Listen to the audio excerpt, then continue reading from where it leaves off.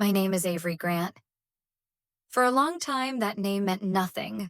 Not to the people who gave it to me, not to the world that forgot I existed. I was the daughter who left, the sister who didn't measure up, the one who didn't come back for holidays, who wasn't in the pictures, whose name was only spoken behind closed doors. And I let them believe whatever they wanted. That I ran, that I broke, that I failed. But the truth is, I never disappeared. I was moved, buried beneath clearance levels they'll never reach, watching, learning, becoming someone they would never recognize. And now, after 10 years of silence, they've invited me back. Not because they missed me, because they need me to play my part in their perfect little story. But this time, I'm not the background character. This time, I write the ending. They didn't ask how I'd been. They just said, "Come home. Don't dress weird." That was all. The rental car tires crackled over the gravel as I pulled into the long driveway of my childhood home.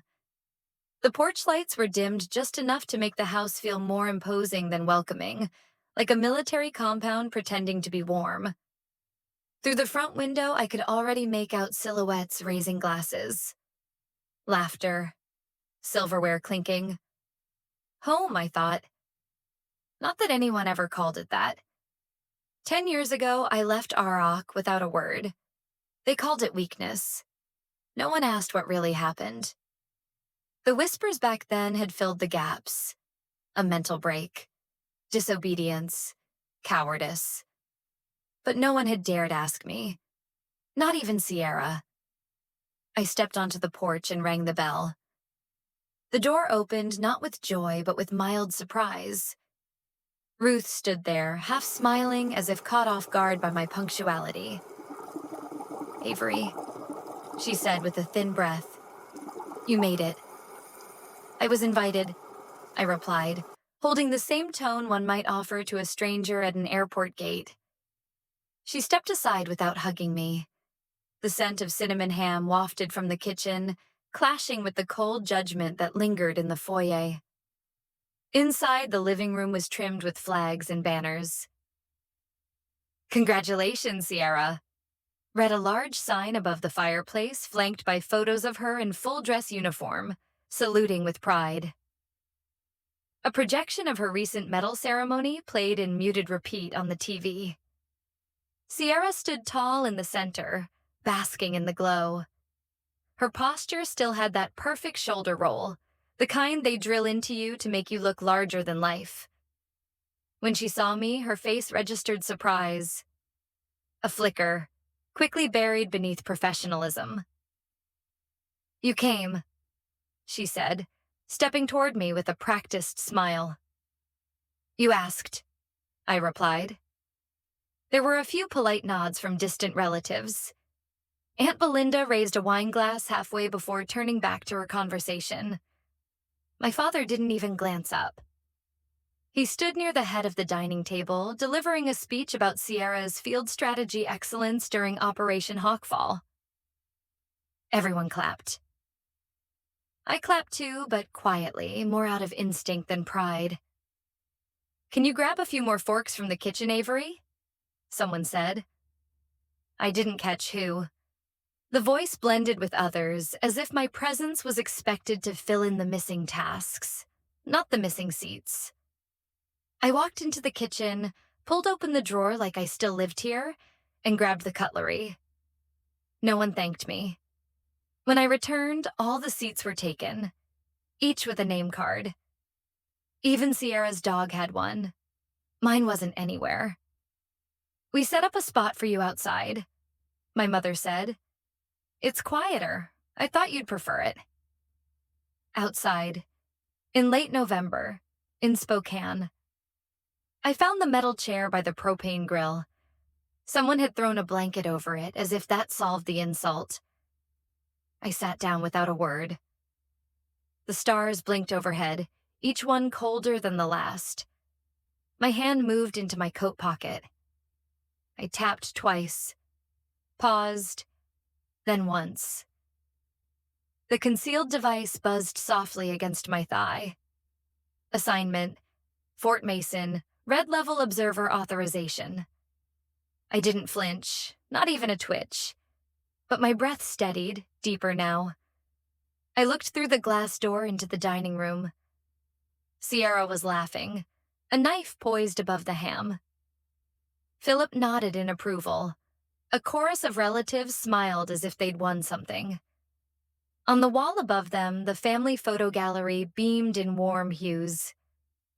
Sierra's medals, Sierra's birthdays, her wedding, her dog.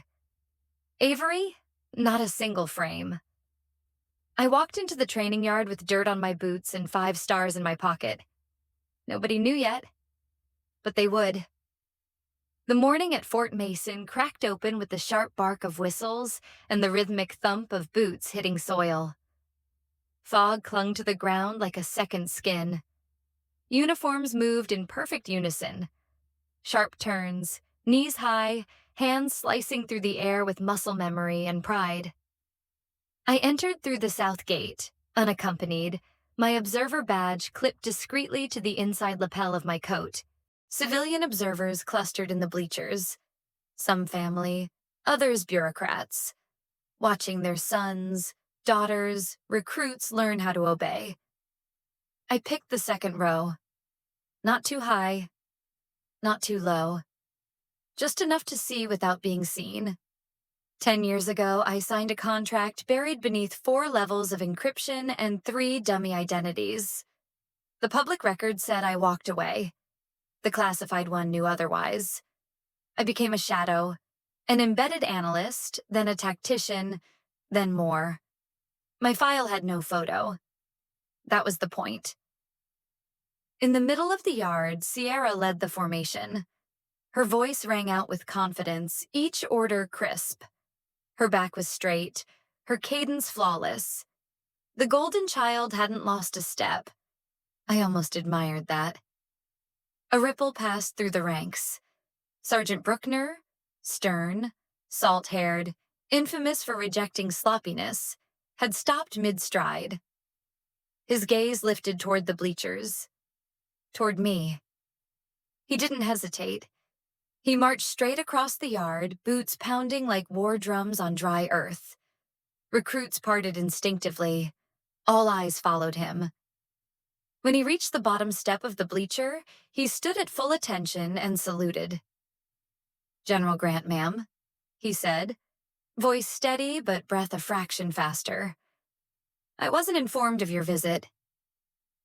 The entire yard froze. Sierra's head snapped toward the bleachers. Her hands still held the training rifle. Until they didn't. It slipped from her grip and clattered against the packed dirt. I stood, eyes level. "Off duty, Sergeant. Keep this quiet." Bruckner's jaw tensed, but he nodded. "Yes, ma'am." He pivoted cleanly and returned to the center like nothing had happened. The moment didn't shout. It sliced. Sierra stared, color draining from her face. Her mouth opened, but no sound came. Recruits looked between us, then at her, then back again. The weight shifted in the yard, imperceptible but undeniable. She was still giving orders, but now they felt hollow. I stepped down the bleachers and exited through the side gate. My boots left no prints. Behind me, the whispers bloomed like fire. "Her sister's a general?" The alert came at 3:47 a.m., not a ping, not a buzz. A full system alarm with my old ID embedded in red. I woke before my mind had fully left the dream. A siren, not audible but internal, rushed through the nerves of my spine. The tablet on the steel desk flashed bright. A digital scream coded in protocols I hadn't seen in nearly a decade. Embedded within the alert was something that didn't belong. Or rather, something that no longer should exist. My ID. The one they erased. The one I let them erase. I pulled the chair in and tapped the screen. A red shell encryption slid open, but not easily.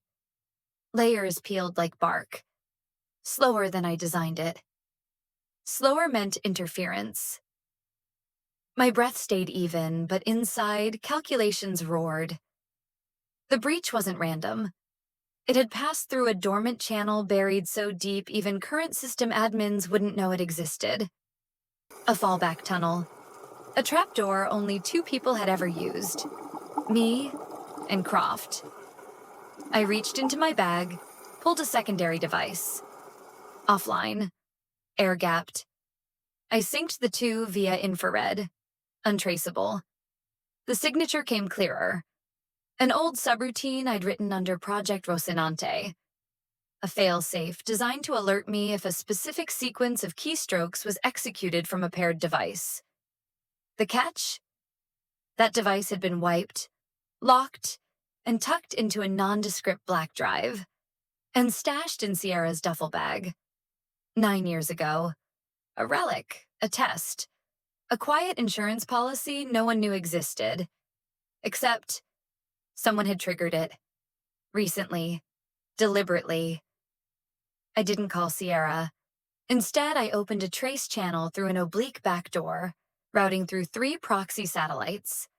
I masked my location, my intent, my name. The trail led in circles, then sharpened. Whoever accessed it, they knew where it came from. They wanted me to know. A knock came. 2 sharp, 1 long. Bruckner. I opened the door without speaking. He stepped in, no uniform, just a tan undershirt and fatigue pants. In his hand, a folder. Paper. No digital footprint. I didn't ask questions, he said, laying it on the table. But you'll want to see this. I flipped it open. Static print logs, lines of code, a timestamp, Alderson protocol, dormant, reactivated 3:41 a.m., 6 minutes before the alert reached me. I scanned the log. The access path was primitive, intentional. Whoever did this wasn't sloppy. They wanted it to look like an accident, but had taken care to preserve just enough familiarity. This wasn't random, I said quietly. Someone woke a ghost and used my shadow to do it. Bruckner's jaw flexed, but he didn't respond. He didn't need to. I dismissed him with a nod. Once alone, I powered down both devices and pulled the blackout cover over the desk. One final measure. One last firewall of silence.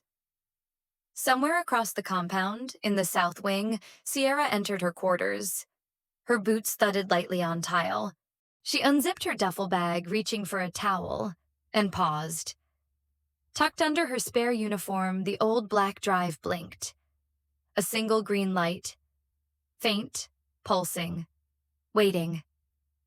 She had no idea what she'd opened, but the system didn't care about intentions. Only exposure. The room buzzed in low frequency. The kind of sound you only notice when your breathing slows, when every inhale is measured against protocol. Fort Mason's red flag zone wasn't marked by signs or warning lights. It was silence. Temperature. The absence of small talk. Everything sealed. Everything filtered. Sierra entered behind a closed scan. She didn't look confused anymore. She looked cornered. Her spine straight, eyes darting, looking for structure in a place designed to erase it. I sat already. No uniform, no rank on display. Just the folder on the table. Manila. Innocuous. She paused 3 feet away, unsure whether to sit. Close the door, I said. Lock it. She complied. Bruckner stood in the back, arms folded, unmoving, neutral, a placeholder for witness, not judgment. I slid the folder forward. These are system logs, time-stamped, pulled from internal admin only. She didn't touch it. Her mouth moved first. You think I'm a traitor? No, I said. But you used a device you didn't understand. That makes you a vulnerability. Her nostrils flared. I saw the drive and thought, maybe you weren't just a ghost. Maybe there was more. I wasn't hacking national secrets, Avery. You weren't supposed to touch it at all. The silence that followed wasn't accusatory. It was cold, structural, like the room itself. Sierra finally reached for the folder, flipped once, twice. Lines of code, input strings, IP fragments all above her clearance. I didn't know, she muttered. God, I didn't know what it would do. I was curious. That's not good enough. Her jaw tightened. You don't get to come back from the dead and lecture me. Bruckner shifted. A muscle ticked in his cheek. I leaned forward. No lectures, just consequences. The system doesn't care about curiosity. Only exposure. She opened her mouth, then closed it again. The folder rested between us like a drawn line. I let it stay there. Then I pushed something else forward. A matte black tablet sealed with biometric encryption. My thumbprint unlocked the screen. I turned it off and placed it within her reach. If you want to fix this, I need your help. Her brows drew together. You trust me now? I don't, but I'm out of time. She hesitated, fingers hovering over the tablet. On one condition. Name it. No more secrets. If I'm in, I want to know who we're really up against. I want to know everything. I exhaled, short, sharp, and tapped the screen. The display flared to life. A single name glowed in white text on black. Nathan Croft. Her eyes narrowed. Croft? From ROC? I nodded. He's not just back, I said. He's already inside. He wanted me exposed. Fine. Let's see how he likes being dragged into the light. The lab's halogen lights cast long shadows over the row of terminals, their hum syncing with the low pulse of the data cores. Midnight at Fort Mason meant silence elsewhere. But here, everything was alive. Coded traps, mirrored ports, firewalls that didn't look like firewalls. Every detail was calibrated to bait a man who knew how to vanish. Sierra stood beside me, jaw clenched, eyes flickering between screens. Her hands hovered over the keyboard, steady but hesitant. Relax your wrists, I murmured. He'll see hesitation before he sees code. She adjusted.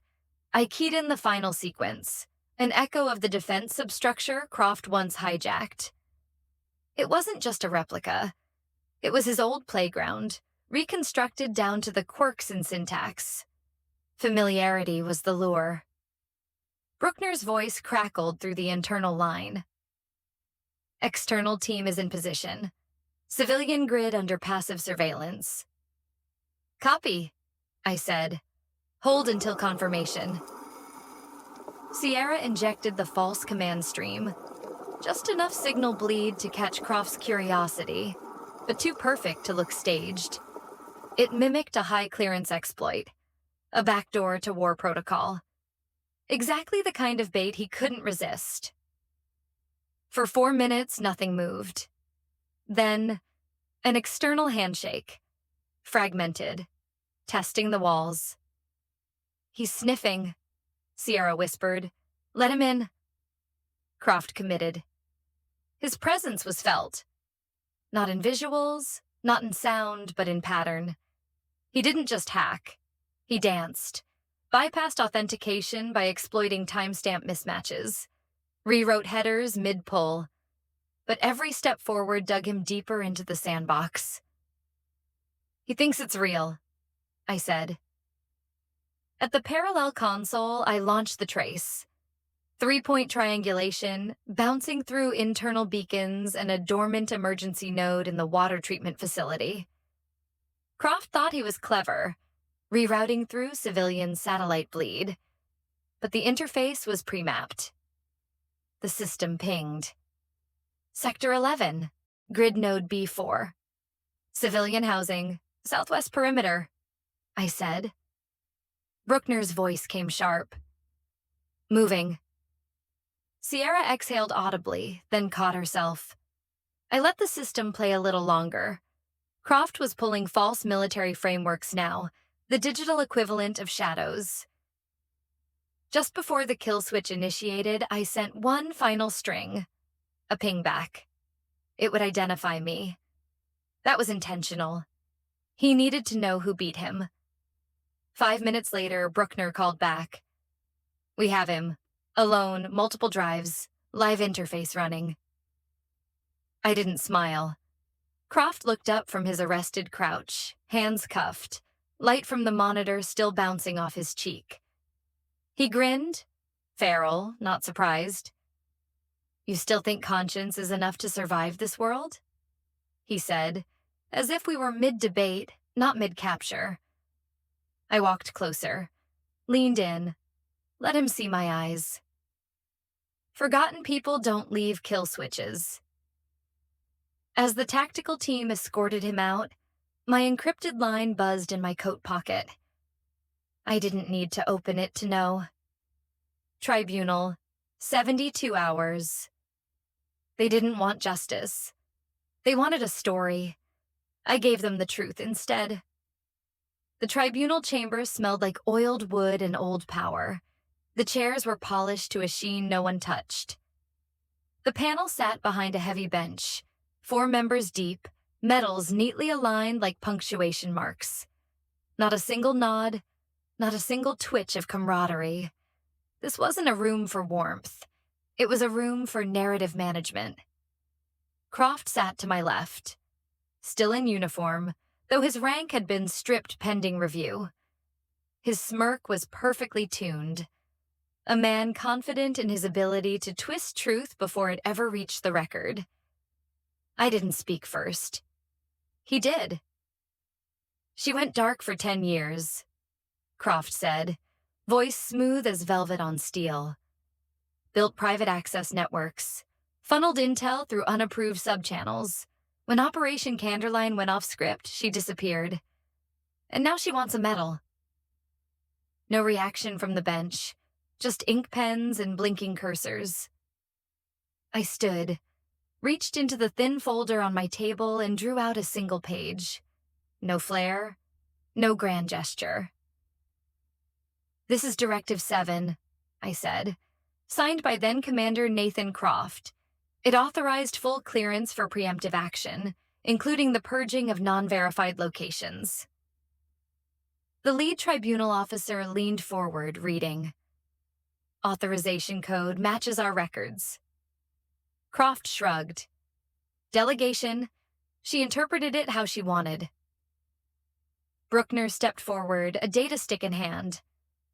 Submitted with timestamp and voice confirmation. Fort Mason audio log. May I play it?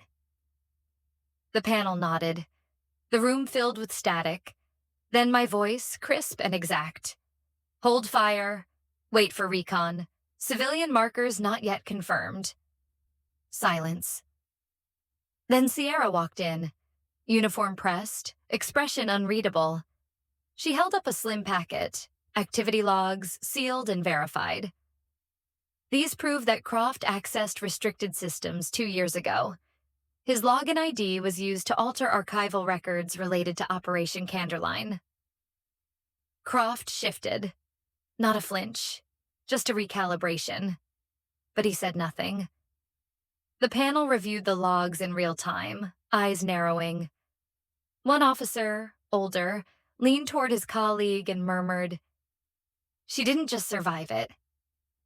She preserved it." The verdict came with no applause, no summary statement, just a nod and a ruling entered into record.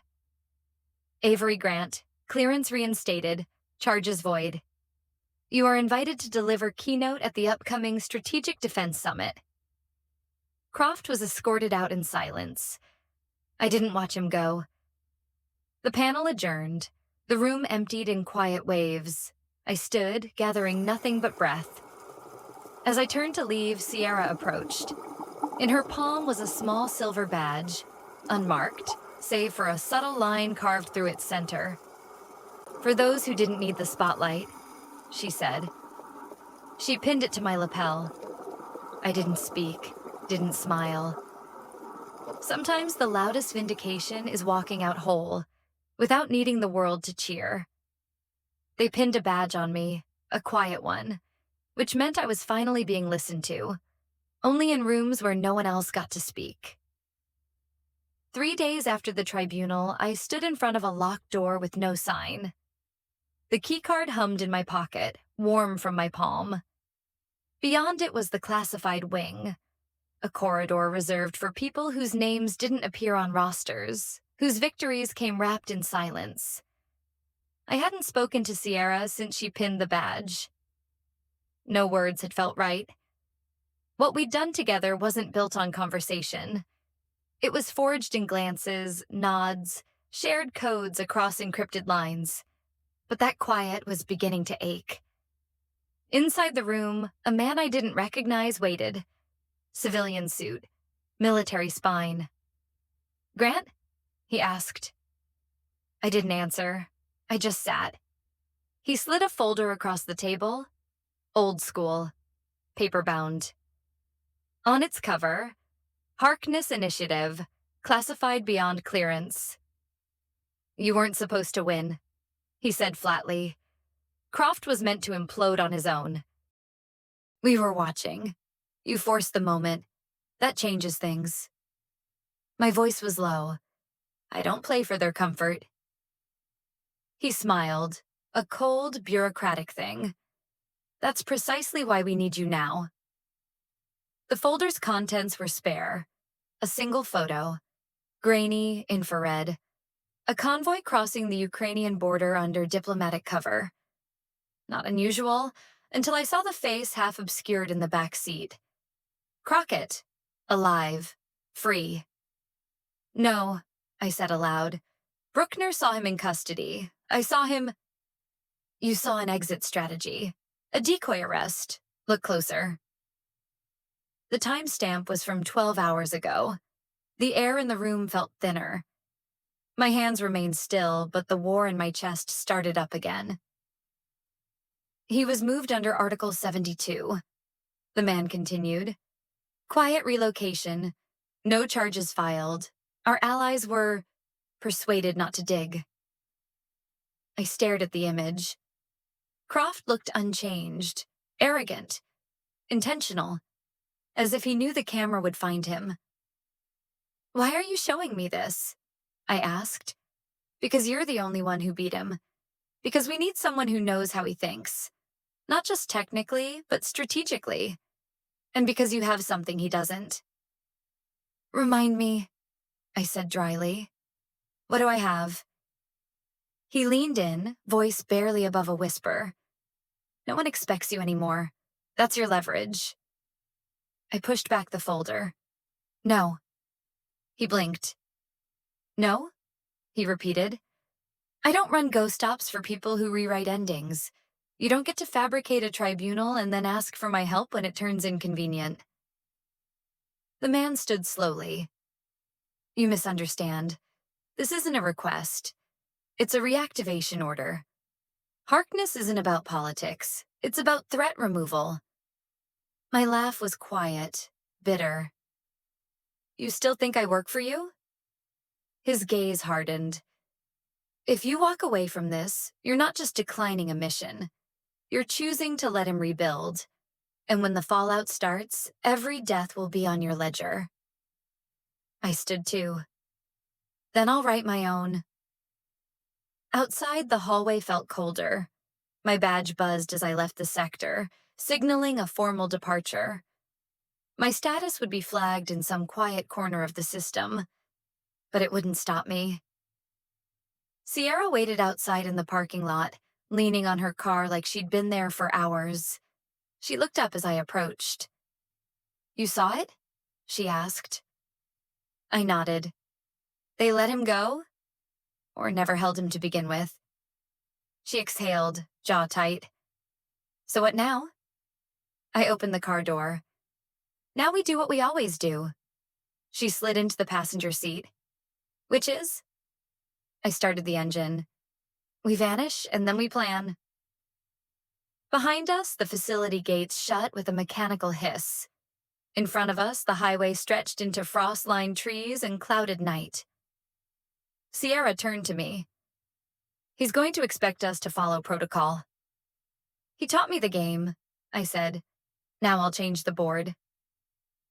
The GPS blinked silently on the dash. I didn't enter a destination. I just drove. Far behind, inside that windowless facility, Croft's image sat frozen on a screen. But he wasn't a ghost anymore. He was bait, and I'd stopped playing fair. They buried her name for years, under silence, under protocol, under the louder legacy of a sister who never had to fight for a place at the table. But in the end, it was Avery Grant who walked into the tribunal with evidence in her hand and a history no one could rewrite. She didn't argue. She didn't plead. She simply revealed the truth. And it was enough. For so long, the story had been written by others. They called her a dropout, a ghost, a shame that slipped quietly out the back door. What they didn't see was that every step away from that house, that family, that uniformed expectation, was a calculated retreat. Not surrender. Preparation. And when the time came, she didn't just return. She redefined the battlefield. Croft fell, not because he was caught, but because he underestimated the one person who didn't need applause to claim justice. He thought secrecy would shield him, forgot that some shadows are cast by those who stand taller. While he spun a web of digital deception, Avery rewrote the code beneath his feet. Justice didn't roar that day. It didn't bang gavels or shout headlines. It whispered through classified files, through encrypted channels, through a single badge pinned by a sister who had finally learned what it meant to stand beside, not above. In the stillness of that verdict, something shifted. Not just clearance restored, but dignity reclaimed. The lesson was simple, though hard-earned. Injustice thrives in silence, but it trembles when the forgotten find their voice. For every time someone is told to sit outside, fetch water, or stay invisible, remember, power isn't always loud. Sometimes it waits, learns, then strikes with surgical precision. Like the final chord of a long-forgotten melody, justice may arrive late, but it resonates powerfully once it's heard. And when it does, no wall of lies can stand forever against the tide of truth. If this story stirred something in you, anger, hope, reflection, don't let it fade in silence. Like, share, and comment your thoughts below. Type 1 if you've ever felt invisible, yet knew you were meant for more.